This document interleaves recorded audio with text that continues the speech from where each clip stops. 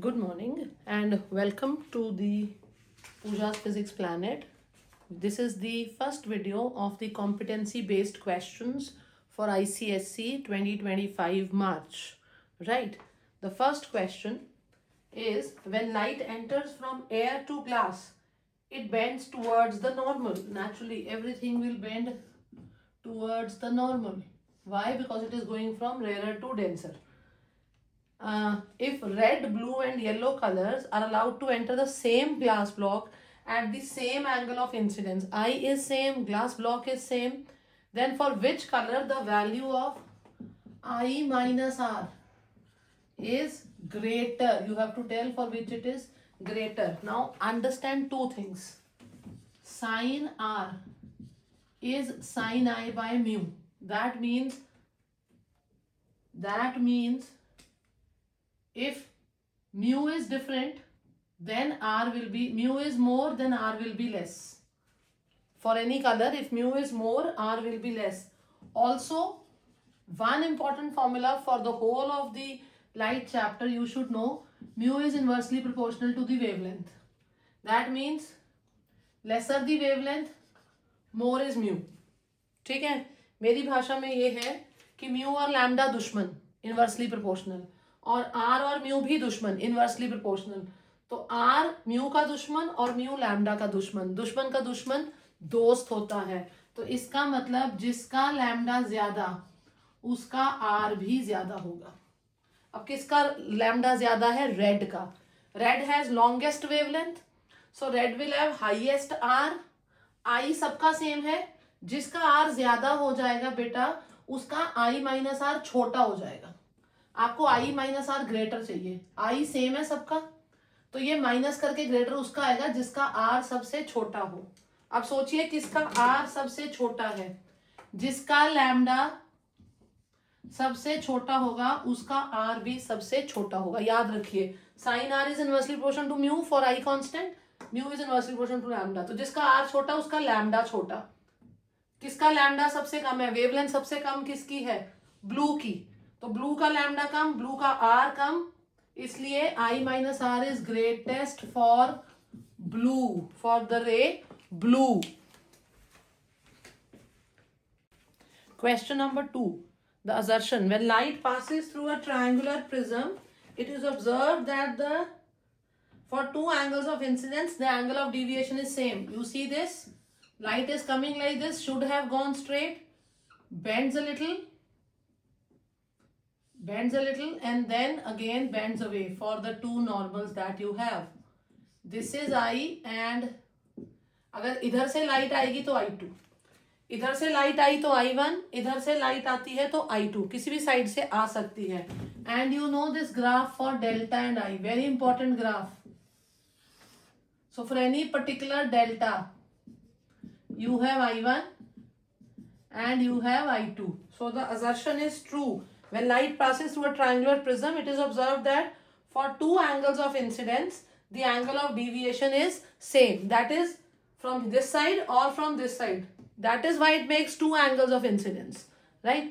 The reason, according to principle of reversibility, the light retraces the path on reversing. This is what I am saying. इधर से जाएगी तो ऐसे, इधर से जाएगी तो ऐसे. बिल्कुल ठीक. Assertion and reason both are true, and the reason R is a reason for A option. Question number 3. Which of the following diagrams show the correct path of light through the lens? Circle it. The correct option you have to tell. Which of the following shows the correct path?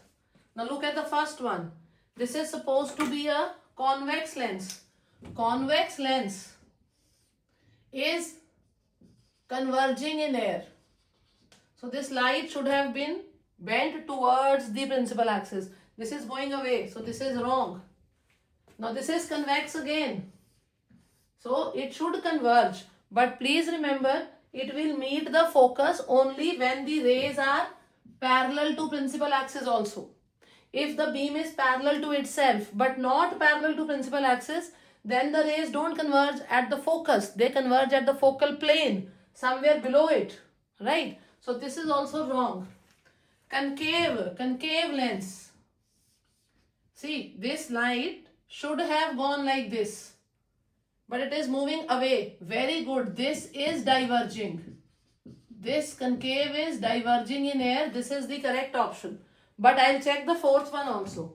Concave, right? This light should have gone straight, but it is bending towards the principal axis. This is converging action. Concave lens does not converge in air. So this is also wrong. Option C is correct, where you have concave lens which is diverging, right? That is your third option. These are 4 pulley systems. If you have seen my video on the pulleys, you will understand that this is one movable pulley. This is a movable pulley. So its velocity ratio will be 2 raised to power 1, that is 2. Here also you have one movable, one fixed. So velocity ratio is again 2 raised to power 1. 2 raised to power number of movable, that is 2. This is block and tackle with effort downwards. So velocity ratio is n, that is the number of pulleys, that is 3. This is a different case. In concise physics, you have this as last example also. Here the effort is upwards. So in this case, you will have tension here, you will have tension here, you will have tension here. So there are 3 stands here. So if you move up, this will move by 1/3, right? So here also velocity ratio is 3. Here you don't say number of pulleys. If effort is upwards, you don't take the block and tackle velocity ratio as number of pulleys. You have to see the strands also. So this is a different case where effort is upwards. So this is velocity ratio 3, this is velocity ratio 3, this is 2 and this is 2. So the answer to the fourth question is, there are 2 pulley systems with velocity ratio 2 and 2 pulley systems with velocity ratio 3. D is your answer. 2 pulley systems with velocity ratio 2 and 2 pulley systems with velocity ratio 3. This has to be noted, please, right? Question number 5. The diagram below shows a force of 40 Newton acting on a rod AB pivoted at A. A is your pivot. A is your pivot. And force of 40 Newton is acting. Identify the correct statements. Now look at the first force. This is going like this. Wherever you have force, please remember, wherever you have force, make the line of action of force, line. So this distance is 80, force is 40. So moment will be 40 into 80 Newton centimeter. In this case, force is again 40 and this is the line of action. So this is the perpendicular distance. So here also torque will be 40 into 80 Newton centimeter. Here it is about this. It is anti-clockwise. Here it is clockwise. Here, if you look here, the force is like this, bache. So if you draw the line of action, this is it. And then the perpendicular distance will be this much. This is smaller than 80. So here the moment will be lesser than these two, because this distance D is less than 80. Here if you take this, this is the line of action. Wherever you have force, please draw line of action and see from A, this will be the perpendicular distance, which is again lesser than 80. 80 is the hypotenuse in this triangle. 80 is the hypotenuse in this triangle. So here D will be lesser. Here torque will be less than 40 into 80. Here also torque will be less than 40 into 80 because perpendicular distance is small. So now he says P and S have opposite moments.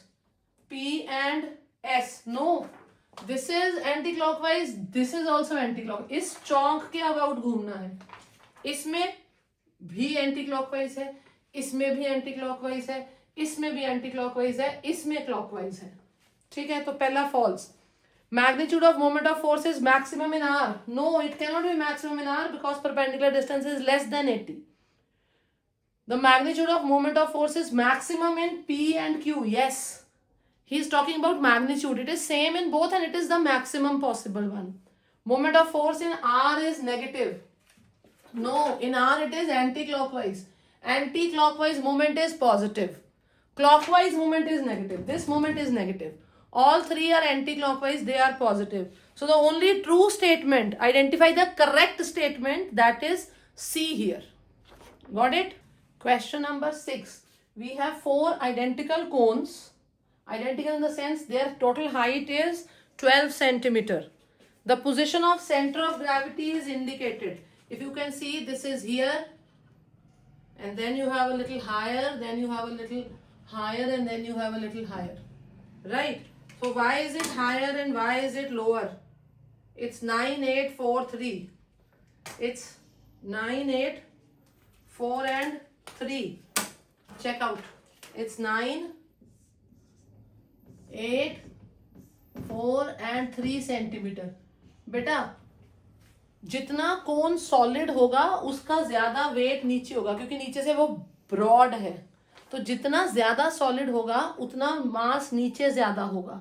And remember, centre of gravity shifts towards heavier side. Heavier side. और कोन की heavier side उसका base होती है. Right? कहीं inverted आ गए तो उल्टा हो जाएगा. ठीक है? Centre of gravity shifts toward heavier side. तो जो सबसे नीचे वाला होगा 9 वाला, this must be the completely solid cone. So the answer is a, that is 9 centimetre वाला ही पूरा सॉलिड होगा, क्योंकि जितना कोन सॉलिड होगा उतना नीचे वाले पोर्शन में मास ज्यादा होगा और centre of gravity shifts towards heavier side. ठीक है? हैवियर वेट वाली साइड आती है वो. Got it? Question number 7 is a very good question. He has given you the constant force of 10 Newton is acting somewhere, and this is the work done when this is the displacement. So it's a work displacement graph. Now what is the relation that you can think of work, displacement and force? So the relation is, please remember, it is not F into S. Remember chapter 2. Work done is Fs cos theta. See my work par wala types of work, maybe I have done this formula. So W is Fs cos theta. Now see, graph can give you two things, either slope or area. Slope is W by S, y axis by x axis.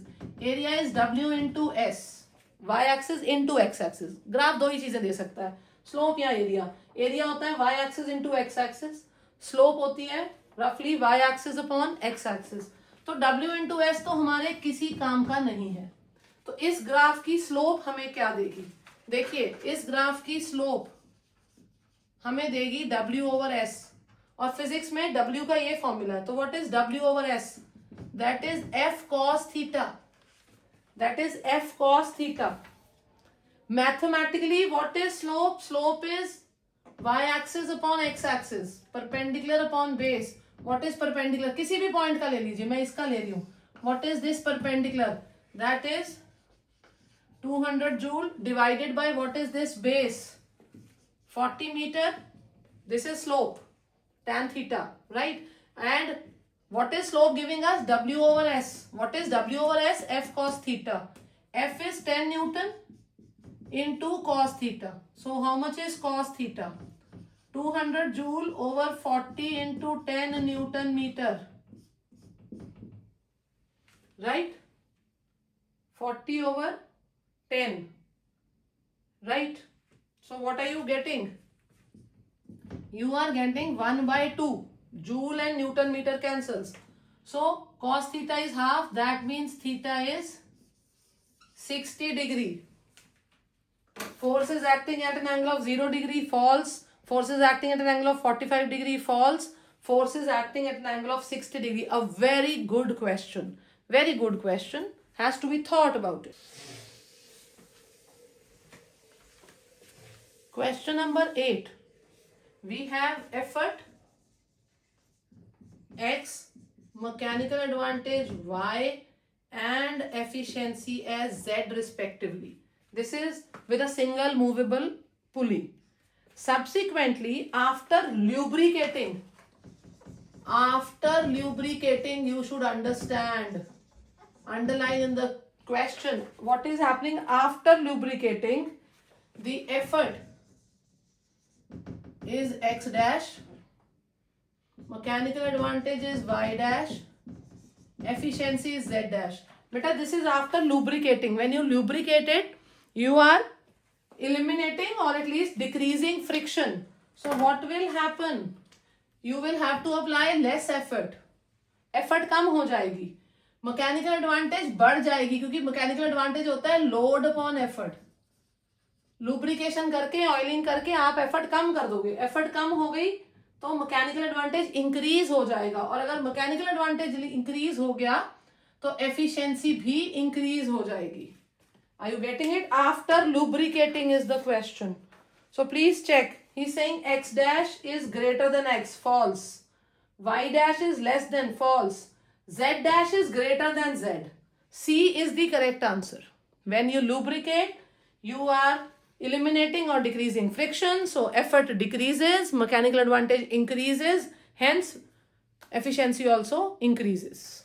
Got it? Question number 9. For a glass block, I versus R graph is a straight line. I versus R graph या R versus I graph is a straight line. This is false. ये तब होता है बेटा जब I is proportional to R या R is proportional to I हो. हमारा ऐसा नहीं है. हमारा sin I is proportional to sin R है, ना कि I proportional to R है. तो ये statement assertion is false. When a ray of light undergoes refraction, it follows Snell's law. Absolutely true. Wherever it undergoes refraction, it follows the Snell's law. So, assertion is false, but the reason is true. This is question number 9. Question number 10. I have already told you to learn things. Question number 10. I told you V is visible. So, Vux G and V is visible. So Vim R, right? This is ultraviolet. Why is it called ultraviolet? It must be a padosi of violet. This is infrared, so red is here. This is VIBGYOR. VIBGYOR, violet का पड़ोसी ultraviolet, red का पड़ोसी infrared. तो ये बन गया Vux G और दूसरी side Vim R. And you know red has longest wavelength. Red has longest wavelength. So wavelengths are increasing like this. So that means frequencies are increasing like this. You have to learn this for your chapter spectrum, you know. Dash of UV is greater than dash of micro. See, what is more of UV than of micro? What is increasing? Frequency. The answer is C. Frequency of ultraviolet is more than frequency of microwaves. Please remember.